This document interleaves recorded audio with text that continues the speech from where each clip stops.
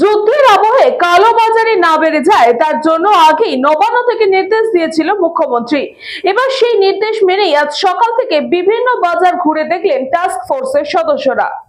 নিত্য প্রয়োজনীয় জিনিস, চাল, ডাল, নুন, তেল, শাকসবজি, মাছ, মাংস, ডিম, এই সমস্ত জিনিসের দাম যাতে অগ্নিমূল্য না হয় এই যুদ্ধকালীন পরিস্থিতিতে সেটা দেখার জন্যই মাননীয় মুখ্যমন্ত্রী মমতা বন্দ্যোপাধ্যায়ের নির্দেশে তার গঠিত টাস্ক ফোর্সের সদস্যরা গত কয়েকদিন ধরেই বিভিন্ন বাজারে বাজারে ঘুরে বেরোচ্ছেন এবং কোনো জিনিসের দাম বেড়েছে কিনা সেটা খতিয়ে দেখছেন।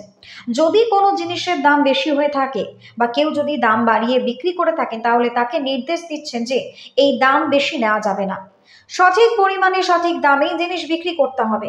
একই সঙ্গে যারা কালোবাজারি করছেন বা যুদ্ধের আবহে যারা দাম বাড়িয়ে রাখছেন তাদেরকে সচেতন করে দেওয়া হচ্ছে যাতে কালোবাজারি তারা না করে। আর সেই কারণে আজ উল্টোডাঙ্গা খুচরো এবং পাইকারি মার্কেট ঘুরে দেখলেন টাস্ক ফোর্সের সদস্যরা।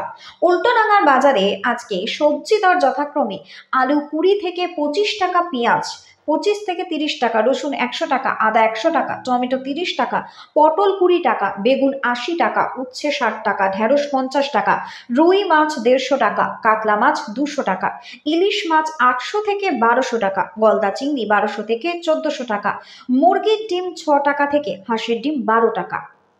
গত পরশুদিন কোলে মার্কেটে গিয়েছিলাম, আজকে আমরা এখানে এসেছি উল্টাডাঙ্গা হোলসেল মার্কেট। এখানেও দেখছি বাজার খুব নর্মাল, কোনো অস্বাভাবিকতা কিছু আমাদের এখন পর্যন্ত চোখে পড়েনি, বরঞ্চ বাজারে স্বাভাবিকভাবে যে দাম থাকা উচিত তার থেকে কিছুটা কম।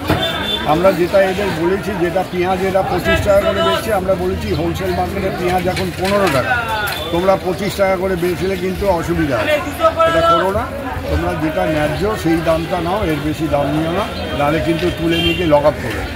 আমরা পরিষ্কার বলে দিয়ে যাচ্ছি, নাহলে আমাদের কিছু করার থাকবে না। আর এরপরে আমরা এখান থেকে হোলসেল যে আমাদের আলু বিক্রি করে যারা কর্পোরেশন মার্কেটে এবং ফিশ মার্কেট, ওগুলোও যাবো। এটা এখন লাগাতার চলতে থাকবে, প্রতি সপ্তাহে 2 দিন 3 দিন চলবে। ব্যুরো রিপোর্ট, নিউজ বঙ্গ টাইম।